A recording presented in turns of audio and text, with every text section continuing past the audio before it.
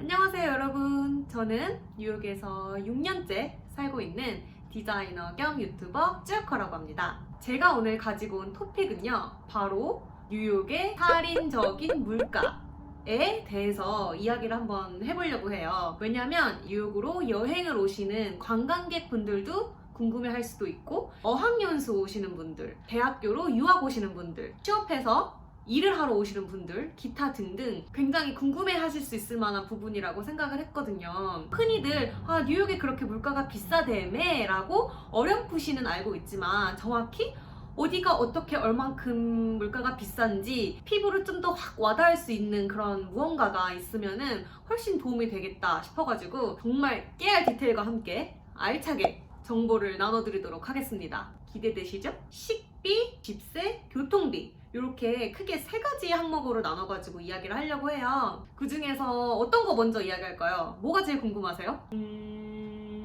먹는 거? 먹는 거 먼저 할까요? 다 먹고 살자고 하는 일인데 먹는 거 제일 중요하잖아요, 그쵸? 식비라고 하면은 먹는 데 드는 돈이잖아요. 일단 밖에서 사 먹는 음식, 외식이 있을 수 있겠고, 장을 봐서 집에서 직접 해먹는 음식, 이렇게 두 가지로 나눠가지고 이야기를 해보려고 해요. 밖에서 외식을 하는 경우에 대해서는 달러 사인을 1개, 2개, 3개, 4개짜리로 나눠가지고 이야기를 해볼게요.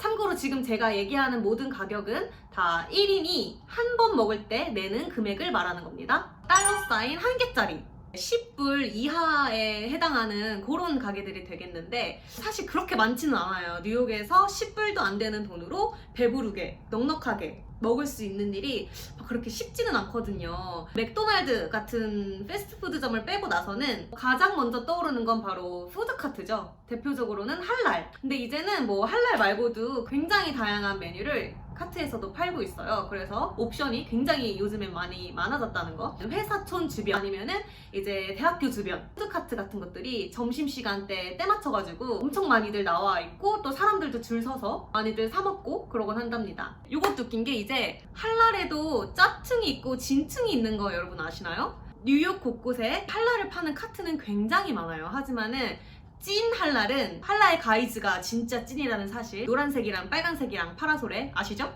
지금은 이제 그것도 가격이 많이 올라가지고 한 9불인가 그랬던 것 같아요. 근데 짜댕이 할랄 있잖아요, 노메이카, 이런 것들은 싸게는 6불까지도 팔거든요. 사실 저는 이 할랄 저 할랄 이것저것 먹어봤는데 역시 찐트니만한 게 없습니다 여러분. 아무튼 제가 또 갑자기 제가 너무너무 사랑하는 할랄 이야기에 3,000%도 또 빠질 뻔했는데, 다시 제자리로 돌아와가지고, 그거 말고는 아메리칸 차이니즈, 흔히 뭐 헐리우드 영화나 아니면 드라마 같은 거 보시면은 그 스마일, 나 여기 스마일 있다 지금. 이 스마일 그 투명 비닐백에 배달 오는 음식 보신 적 있으실 거예요. 요만한 조그만한 종이 상자에 밥 같이 오는 거. 마지막으로는 피자.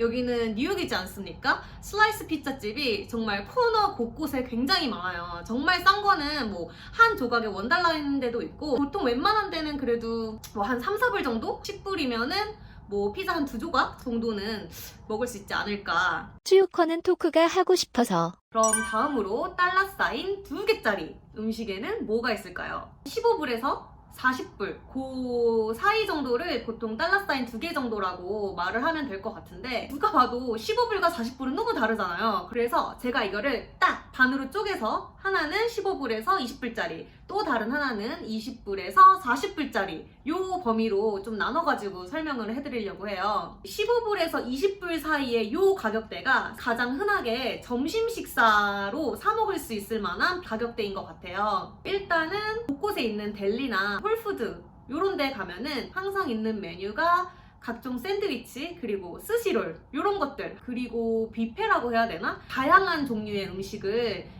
먹을 만큼 덜어가지고 무게를 달아가지고 계산을 해서 먹는 그런 것들 되게 많아요. 얼마나 뭐를 많이 담느냐에 따라서 당연히 가격이 차이가 있겠지만은, 제가 보통 그런 거 한번 먹으면은 15불 정도? 이 정도 나오는 것 같아요. 그리고 또 미국인들이 진짜 정말 많이 먹는 것, 그것은 바로 샐러드입니다 여러분. 사실 저는 제가 이렇게 뉴욕에서 오랫동안 살기 전에는 미국 사람들은 당연히 피자, 햄버거 이런 것만 엄청 먹겠지 라고 생각을 했어요. 근데 정말로 의외인 것은 여러분, 특히 점심시간 때 샐러드 가게를 가잖아요? 그러면은 정말 줄이 엄청나게 길어요. 미국에 체인 샐러드점이 진짜 많아요. 스윗그린, 찹드, 저스트 샐러드 뭐 요런 것들 있는데, 그래서 제가 생각한 게 나중에 내가 돈이 많아지면은 샐러드 가게를 차리면은 사업을 말아먹을 일은 없겠구나. 그리고 그 밖에는 이 체인점들, 치폴레라든지 프레타망제, 바이클로에, 카바, 디그인 그런 데에서 점심을 많이들 해결하곤 한답니다. 여태까지 얘기한 요 가게들의 특징이 무엇이냐, 바로 요 가게들은 팁을 주고 나오는 그런 레스토랑이 아니에요. 포장을 해서 투고를 하는 그런 레스토랑이 보통 요 가격대에 많이들 깔려 있어요. 뉴욕하면 쭈유커지. 달러 사인 2개의 후반부에 해당되는 약 한 20불에서 40불 그 사이에 해당하는 레스토랑들은 시간도 그렇고 돈도 그렇고 이런 데는 사실 점심에는 잘 가지는 않고요. 저녁이나 여유롭게 약속을 할 때 그럴 때 가는 아주 흔하디 흔한 레스토랑들이 요 가격대에 들어갈 수 있을 것 같아요. 그래서 여기는 이 메뉴의 선택이 굉장히 넓어요. 코리안, 재패니즈, 차이니즈, 인디안, 아메리칸, 뭐 이탈리안, 타이, 베트나미스, 메디테라니안, 기타 등등등 정말 아주 많은 음식점들이 바로 이 가격대에 이렇게 분포를 하고 있지 않나. 다음으로는 달러 사인 3개짜리. 여기서부터는 굳이 이렇게 가격을 이렇게 나누는 게 약간 무의미해가지고 그냥 아주 간단하게만 짚고 넘어가도록 할게요. 모든 음식에나 싼 데가 있고 비싼 데가 있지만은 그냥 제가 여기저기 많이 먹으러 다녀본 결과로는 스페니쉬나 프렌치 레스토랑 이런 거는 약간 가격대가 조금 나간다. 그리고 여기서 진짜 중요한 거, 바로 여기에 코리안 BBQ가 들어갑니다, 여러분. 사실 외국인들에게 K타운의 음식값은 되게 비싼 걸로 유명해요. 뭐 일반적으로 먹는 디쉬 같은 거는 또 합리적인 수준이고, 사실은 런치 스페셜 이런 거 가면은 이 한국인들이 메뉴 구성을 엄청 깨알차게 잘 해놨어요. 고기 조금 구워주고 국도 나오고 찬 몇 가지 이렇게 해서 아주 정갈하고 맛있는 음식을 굉장히 합리적인 가격에 먹을 수도 있거든요. K타운에 유명한 BBQ 집들이 굉장히 많아요. 뭐 종로상해, 미스코리아, 해운대, 삼원가든, 강호동 백정, 그리고 최근에는 또 러브라는 것도 또 오픈을 했어. 외국인들에게도 인기 만점이거든요. 요 가게들도 이제 약간의 레벨 차이가 있는데 평균을 내서 이야기를 해보자면은 생삼겹살 같은 경우가 1인분에 한 33불 정도 하고요. 생갈비살 이런 것들은 1인분에 40불 정도 합니다. 그리고 요거는 약간 번외인데, 삼겹살 드시는데 소주 안 드신다고요? 배우신 분들이 소주를 안 드신다고요? 말이 안 되잖아요. 소주 값이 여러분 어마어마합니다. 정말 어마어마해. 제일 비싸게 소주를 파는 곳은 무려 18불에 판매를 하고 있습니다. 하지만 없어서 못 먹지. 18불이 대수랴. 이슬이가 나를 부르는데. 마지막으로 달러 사인 4개짜리. 뭐 요거는 여러분들도 쉽게 예상하실 수 있겠지만은 당연히 미슐랭 레스토랑이 있겠고요. 그리고 스타셰프들이 운영하는 그런 레스토랑, 스테이크하우스 같은 것들이 이 가격대에 해당이 되는 편입니다. 자, 이렇게 외식을 했을 때에는 보통 얼마 정도가 드는지 알아봤잖아요. 근데 쭈유코님, 저는 제가 장 봐가지고 요리해 먹는 거 좋아하는데 그런 거는 가격이 어떻게 되나요? 라고 궁금하신 분들이 있으실 겁니다. 있으셔야 돼요. 있죠?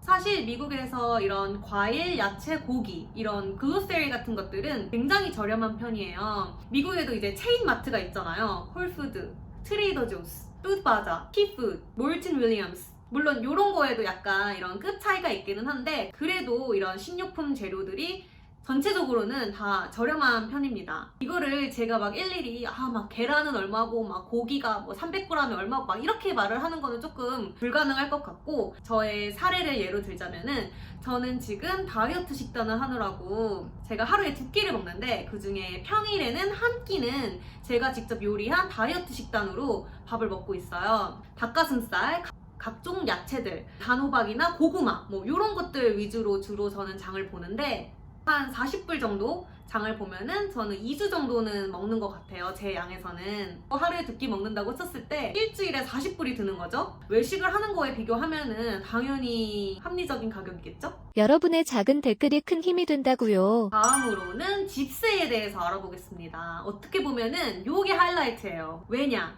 돈꾸녕이 줄줄줄줄 새는 범인이니까 집세가. 뉴욕 집값 정말 이거 실화냐라는 말이 절로 나올 정도로 정말 집세가 굉장히 비싸요. 다른 물가에 비해서도 유독. 이게 또 집세라는 게 어느 지역에 사느냐, 어느 사이즈에 사느냐, 어느 퀄리티에 사느냐에 따라서 너무 변수가 많다 보니까는 제가 이거를 어떻게 설명을 해드려야 될까 너무 고민을 많이 하다가 그래, 내가 잘 아는 대로 설명을 해드리자 해가지고 스튜디오 기준으로 얘기를 드리려고 해요. 왜냐면은 저는 다양한 지역에서 스튜디오를 렌트를 해오면서 또 아름아름 주워들은 정보들이 있기 때문에 지금부터 제가 말할 요 순서는 가격이 높은 순으로부터 먼저 말을 하도록 할게요. 먼저 당연히 뉴욕하면 맨하탄이죠. 그쵸?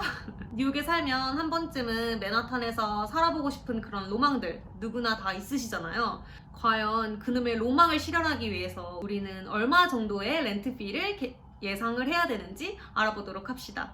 먼저 맨하탄에서 초럭셔리 건물에서 스튜디오를 산다고 한다. 여기서 말하는 럭셔리 빌딩은 최근에 지어진 신식 건물이어야 하고요. 도어맨 당연히 있어야죠. 그리고 짐 무조건 있죠. 수영장 있는 데도 있고 없는 데도 있습니다. 애기들 노는 놀이방, 강아지들 뛰어놀 수 있는 실내 놀이터, 아파트 내 영화 상영관, 루프탑에 바베큐 그릴, 이런 시설들이 다는 아니어도 요즘에 몇 개라도 갇혀있는 아파트를 보통 럭셔리 아파트라고 말을 하겠죠. 이런 아파트의 스튜디오가 한 3,000불에서 3,500불 정도 생각하시면 되고요. 그 다음 단계로 그냥 좀 꽤 괜찮은 아파트, 콘도식 아파트도 포함이 되고요. 아니면은 막 옛날에 지어진 건데 그 당시에는 나름 약간 럭셔리 컨셉으로 지어진 거야. 근데 이미 세월이 많이 지나서 시설도 많이 낙후가 되고 더 이상 막 그런 초럭셔리까지 느껴지지 않는 그런 정도 레벨의 아파트? 뭐 이것도 레노베이션이 돼 있냐 안 돼 있냐가 차이가 조금 크기는 한데 요런 애들이 보통 2,500불에서 3,000불 정도. 그 다음 단계로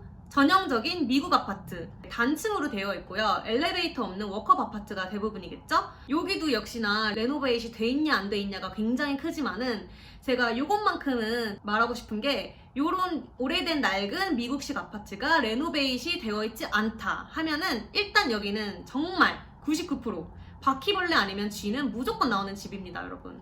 여기 살면서 정말 수많은 주변인들에게 미친듯이 들어왔던 살아있는 생생한 정보입니다. 요거 유의하시면서 여기가 가격이 2,000불에서 2,500불 이렇게 예상하시면 될 것 같아요. 그 다음 지역으로는 지금 제가 살고 있는 이 동네죠. 롱 아일랜드 시티라고 있어요. 이 동네가 사실 몇 년 전부터 굉장히 떠오르고 있는 지역이에요. 옛날에는 되게 보잘것없고 땅값도 되게 싸고 아무도 살지 않는 약간 치안도 되게 구린 그런 지역이었는데 이제 맨하탄이 너무 집값이 비싸지다 보니까는 자꾸 사람들이 밖으로 빠지는 거죠. 그래서 맨하탄에서 퀸즈버러 브릿지라는 다리를 하나만 건너면 바로 있는 그 지역이 바로 이 롱아일랜드 시티라는 지역인데 이 지역의 특성이 오래되거나 낡은 아파트들을 허물고 지금 굉장히 럭셔리 빌딩 그리고 하이라이스 빌딩 이런 게 굉장히 많이 들어오고 있어요. 그래서 여기에서는 럭셔리 아파트만 제가 이야기를 해볼게요. 그래서 여기 스튜디오 가격이 한 2,500에서 3,000불 정도 보시면 되겠습니다. 그리고 그 다음 지역은 뉴저지죠. 그 중에서도 저지시티라는 곳인데 뉴포트, 그로브 이런 쪽이 해당이 될 것 같아요. 사실 뉴포트라는 동네는 저도 한번 살아봤던 그런 동네인데 굉장히 살기가 좋아요. 굉장히 조용하고 한국에 있는 아파트 단지를 예상하시면 될 것 같아요. 사실 미국에서 아파트촌을 보기가 되게 힘들잖아요. 근데 거기는 똑같이 생긴 아파트들이 엄청 밀집해서 모여 있어요. 그리고 그 안에 헬스장도 있고 미용실도 있고 슈퍼마켓, 네일케어, 병원, 애기들 놀이방, 커피숍, 약국 등등등등 편의시설이 굉장히 잘 갖춰져 있는 그런 곳이에요. 실제로 슈퍼마켓에 한국 음식 섹션도 굉장히 크게 차지를 하고 있고 맨하탄 K타운을 기준으로 보면은 트레인을 타고 15분밖에 걸리지가 않기 때문에 접근성도 굉장히 좋아요. 특히 하슨스 디자인 스쿨이나 NYU 그 근방에 이 패스 스테이션이 있기 때문에 한국 유학생들이 굉장히 많이 살고 있는 곳이죠. 뿐만 아니라 여기는 중국인도 굉장히 많이 살고요. 또 인도인들 정말 거기 가면은 이렇게 세 인종밖에 볼 수가 없을 정도로 거의 백인은 많이 안 사는 것 같아요, 제 생각에는. 아무튼 제가 하고 싶은 말은 굉장히 살기 좋은 그런 동네다 라는 말을 하고 싶었습니다. 아파트 퀄리티 같을 경우에는 아까 말한 딱 그런 수준이에요. 옛날에는 나름 되게 럭셔리한 콘도처럼 지어졌지만 이미 세월이 많이 흘러가지고 많이 낡고 낙후된 그런 레벨의 퀄리티 정도? 물론 여기에도 최근 5년 안에 지어진 되게 좋은 빌딩들이 많지만 일단 그런 애들을 살짝 빼놓고 이야기를 하자면은 2,000에서 2,500불 정도 합니다. 뉴포트의 또 되게 가장 큰 특징이 학생들이 아무래도 많이 살다 보니까 그런지 모르겠지만 방을 쉐어하는 경우가 되게 많아요. 2,500불로 스튜디오를 살 수 있고 원베드도 살 수가 있어요. 스튜디오가 제일 비싸고 원베드나 투베드로 이렇게 업그레이드 될 때마다 이 올라가는 금액의 갭이 그렇게 크지 않다라는 말이겠죠? 그리고 그 다음 지역으로는 퀸즈라는 곳이 있습니다. 사실 퀸즈라는 그 범위가 굉장히 넓어서 어느 한 곳을 지칭하기가 되게 어려운데 보통 여기도 한국 사람들 많이 사는 데 기준으로 말씀을 드리면 써니사이드, 우드사이드, 플러싱 1,000에서 1,800불 정도면 집을 구하실 수가 있습니다. 마지막 지역인데요. 여기는 뉴저지의 펠팍이라는 곳이에요. 여기가 굉장히 큰 한인타운이라고 생각하시면 될 것 같아요. 그냥 한국이야, 한국. 근데 사실 여기를 제가 좀 약간 마지막 순서로 넣은 이유는 가격적으로도 마지막 순위에 랭크가 되기도 했지만 일단 거리적으로 굉장히 멀고 여기는 지하철로 다닐 수 있는 그런 곳이 아니기 때문에 학교나 회사가 맨하탄에 있는 유학생이나 아니면 직장인 분들은 그렇게 많이 사는 곳은 아닌 것 같아요. 보통 이제 삶의 터전이 아예 뉴저지인 그런 분이거나 아니면은 이곳에서 엄청 오래 사신 그런 로컬 분들이 주로 이런 뉴저지 펠팍이나 포트리 이런 쪽에서 거주를 하는데 여기가 한 1,000에서 1,300불 정도 생각을 하시면 될 것 같습니다. 구독, 좋아요, 알림 잊지 마세요.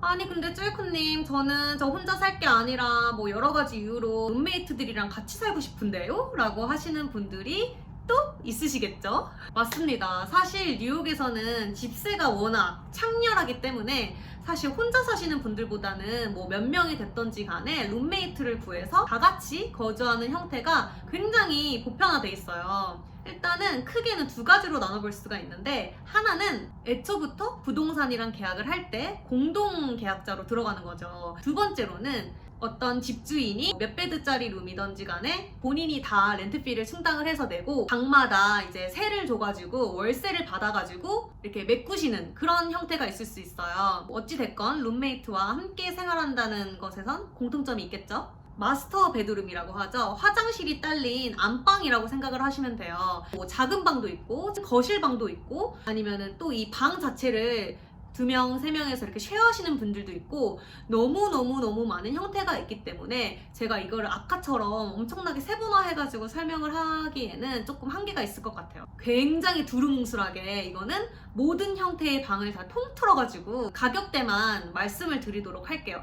맨하탄 같은 경우에는 1,000불에서 2,000불 정도 든다고 보시면 될 것 같고요. 여기서 1,000불과 2,000불은 사실 차이가 되게 크잖아요. 이거는 방의 사이즈에 대한 차이일 수도 있고 뭐 위치, 맨하탄도 로워, 미드, 업타운 다 가격이 다르잖아요. 그래서 그 차이라고 보시면 될 것 같습니다. 가장 낮은 금액이 거실방이거나 작은 방일 가능성이 크고요. 가장 높은 최고액은 마스터 베드룸을 쓸 때의 경우입니다. 그리고 롱시티 같은 경우에는 1,200불에서 1,700불, 뉴포트는 1,200불에서 1,500불, 퀸즈는 500불에서 1,000불. 이거는 사실 제가 헤이코리안이라는 부동산을 알 수 있는 사이트가 있어요. 거기에서 게시글들을 일일이 제가 비교해보면서 최저가와 최고가를 제가 확인하고 알려드리는 것인데 어느 정도 오차가 있을 수 있다는 점은 꼭 유의해 주시기 바랍니다. 사실상 이 룸메이트를 구할 때 부르는 값이라는 게 정해진 게 없어요. 부동산은 정해져 있잖아. 아예 이렇게 오피셜하게. 근데 이거는 주인 맘이야. 그래서 어떤 집주인은 비슷한 조건을 1,000불에 내놓을 수도 있는데 이 사람은 1,200불에 내놓을 수도 있는 거지. 굉장히 많은 숫자들이 지금 머릿속을 헤매고 계시지 않습니까? 정말 머리 아파 죽을 지경이네. 아직까지도 뉴욕의 집의 지역에 따른 퀄리티에 따른 물가가 감이 잘 안 온다, 헷갈린다 하시는 분들을 위해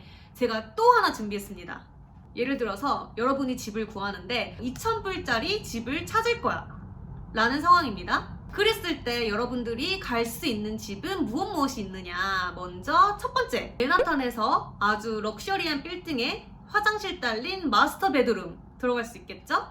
두 번째로는 맨하탄에 낡고 오래된, 그래서 바퀴벌레가 나올지도 모르는 엘리베이터 없는 워크업 아파트, 스튜디오 혼자 쓰는 걸로 들어갈 수 있겠죠. 그 다음으로는 나는 맨하탄에 있을 필요가 없다. 나는 교통이 조금 더 멀어지더라도 좀 더 집의 퀄리티를 높이는 걸 원한다 하시는 분들은 이제 강 하나 건너서 뉴포트로 가시면 됩니다. 조금 낡고 오래된 옛날에 지어진 그런 콘도식 아파트, 스튜디오 전체를 혼자 쓴다는 장점이 있겠죠. 그리고 마지막으로는 퀸즈 쪽으로 넘어가가지고 스튜디오뿐만 아니라 원베드, 잘하면 투베드까지도 구할 수 있는 옵션이 있겠습니다. 이렇게 집을 구한다는 것 자체가 고려해야 할 상황이 너무 많아요. 내가 무엇에 우선순위를 두고 있느냐를 잘 체크를 하셔가지고 요리조리 머리를 굴려가면서 어떤 게 가장 나에게 적합한 집이 될 것인가를 잘 생각하셔서 선택을 하시기를 바라겠습니다. 구독자 한 분 한 분 너무너무 진짜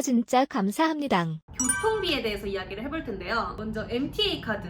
요거는 이번에 또 가격이 올랐어요. 원래 2.75였는데 싱글로 하게 되면 이제는 3불 차지가 된답니다. 아니 지하철 한 번, 버스 한 번 타는데 3불 그러면 거의 우리나라 돈으로 4,500원? 그 정도 되려나?